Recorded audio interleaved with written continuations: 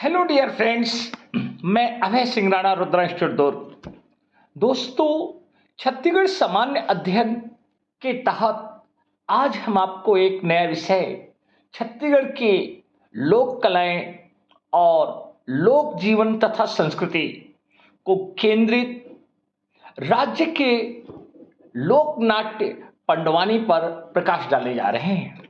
दोस्तों, हमारे छत्तीसगढ़ की संस्कृति को अंतर्राष्ट्रीय पहचान पंडवानी लोक नाट्य ने प्रदान की। व्यापम हो या सीजीपीएससी, सभी परीक्षाओं में लोक कला और छत्तीसगढ़ की संस्कृति में प्रश्न आते हैं। तो इसको दृष्टिगत करते हुए हमने आज एक समग्र वीडियो के तहत पंडवानी पे प्रकाश डालने जा रहे हैं।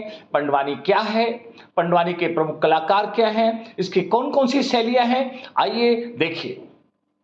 हमर चिन्हारी पंडवानी राज्य का सबसे बड़ा लोकनाट्य पंडवानी को माना जाता है।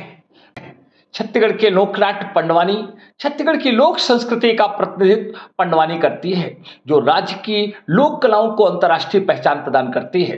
पंडवानी अर्थात पांडवों की वाणी या गाथा, जो छत्तीसगढ़ी भाषा और संस्कृति में का प्रतिनिधित्व करती है। पंडवानी सबल सिंह चौहान द्वारा लिखित छत्तीसगढ़ी महाभारत पर आधारित है, जो रतनपुर के निवासी थे। इस पंडवानी या छत्तीसगढ़ी महाभारत का नायक भीम को माना जाता है। राज्य में पंडवानी गायन मुख्यतः दो शैलियों पर आधारित है, वेदमती और कापालिक शैली। पंडवानी की जो दो शैलियां हैं उनमें प्रश्न आते हैं। तो दोस्तों, सबसे पहले वेदमती शैली।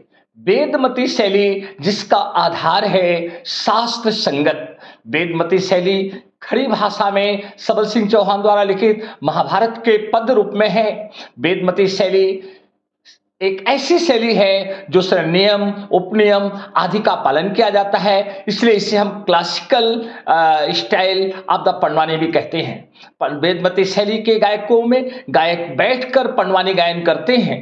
श्री झाड़ू राम देवांगन, जिन्हें पंडवानी गुरु के नाम से भी जाना जाता है, वो वेदमती शैली के सबसे महत्वपूर्ण पहचान रहे। उनके अलावा पूनाराम निषाद, पंचूराम, रेवाराम गंजीर और ऋतु वर्मा वेदमती शैली के सर्वश्रेष्ठ कलाकार हैं। महिला कलाकारों में लक्ष्मीबाई का भी महत्वपूर्ण नाम है।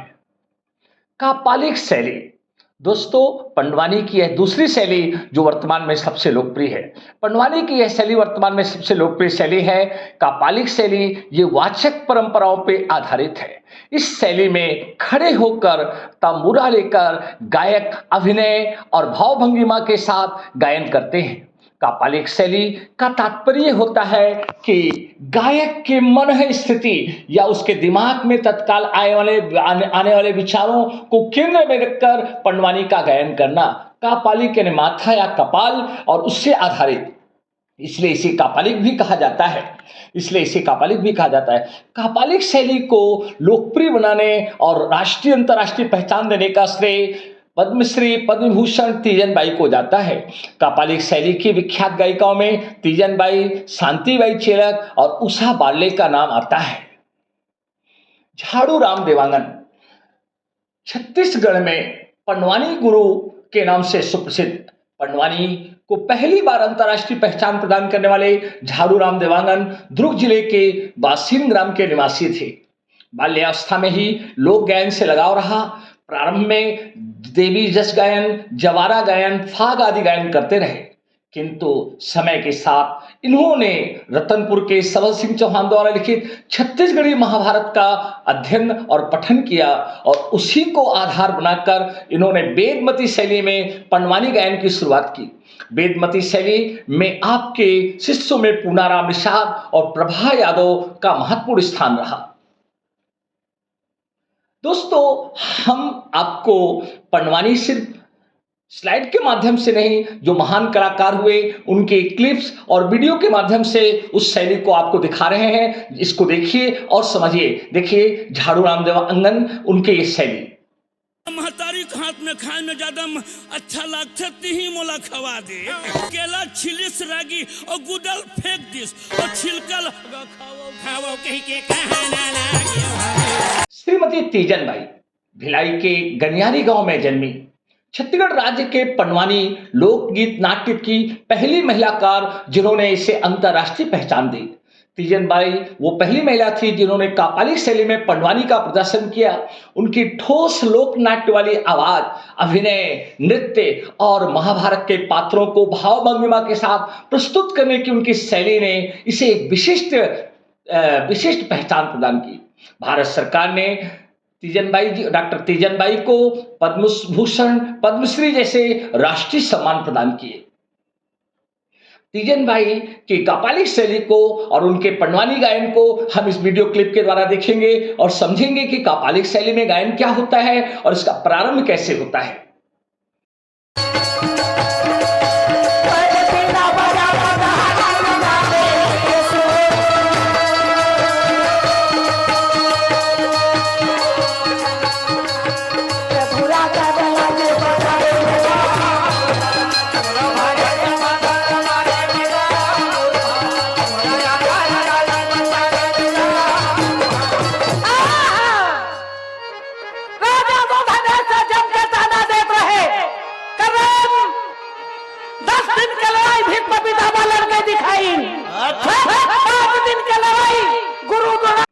श्रीमती उषा बारले हाल में चर्चित पंडवानी गायिका, छत्तीसगढ़ की प्रसिद्ध लोक गायिका हैं जो वर्तमान में हैं। पंडवानी गायन के लिए जानी जाती हैं। दुर्ग की पंडवानी गायिका उषा बारले को पद्मश्री से 2023 में भारत सरकार ने सम्मानित किया।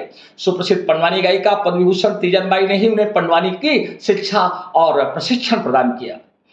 अब हम आपको वीडियो क्लिप के माध्यम से पंडवानी शैली को उषा बारले ने पहली बार इस शैली में गुरु घासीदास जी की जीवनी और उनके विचारों को भी पंडवानी शैली में प्रस्तुत किया। इसके लिए उन्हें प्रशंसा की जाती है। पंडवानी में उषा बारले ने छत्तीसगढ़ के बाहर न्यूयॉर्क, लंदन, जापान जैसे शहरों में प्रदर्शन किया। अमेरिका और लंदन में 20 से अधिक शहरों में उषा बारले पंडवानी गायन पेश कर चुकी हैं। वीडियो क्लिप के माध्यम से हम आपको श्रीमती उषा बाई बारले के पंडवानी गायन को दिखा रहे हैं।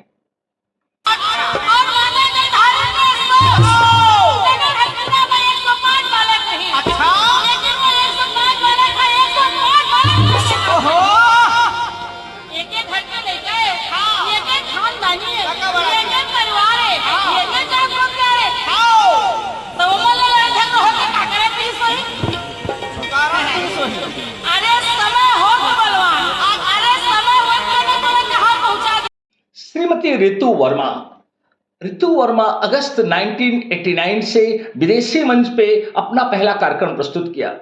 वेदमती शैली अर्थात घुटनों के बल बैठकर एक हाथ में तंबूरा लेकर ऋतु ने पूरे आत्मविश्वास के साथ छत्तीसगढ़ी भाषा में पंडवानी का गायन किया। जैतामा पंडोमन जन्म लेन भैया प्राय पंडवानी गायन की शुरुआत वही इसी शैली में करती हैं। वही अकेली महिला गायिका हैं जो पंडवानी को वेदमती शैली में शुरू कर और उसे यथावत गाती हैं और शास्त्रीय शैली का प्रतिनिधित्व करती हैं। वीडियो में हम ऋतु वर्मा उनके पंडवानी गायन को देख रहे हैं और समझ रहे हैं। कथा के वो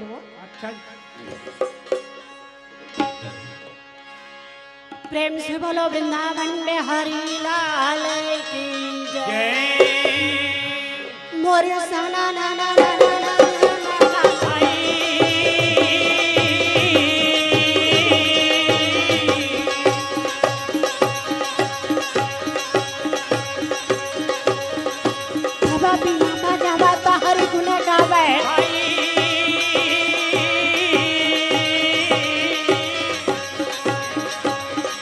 दोस्तों, पंडवानी के विषय में हमने जो ये रोचक तथ्य आपके समझ प्रस्तुत किए आपको काफी पसंद आएंगे और आपके आगामी परीक्षाओं के लिए उपयोगी साबित होंगे।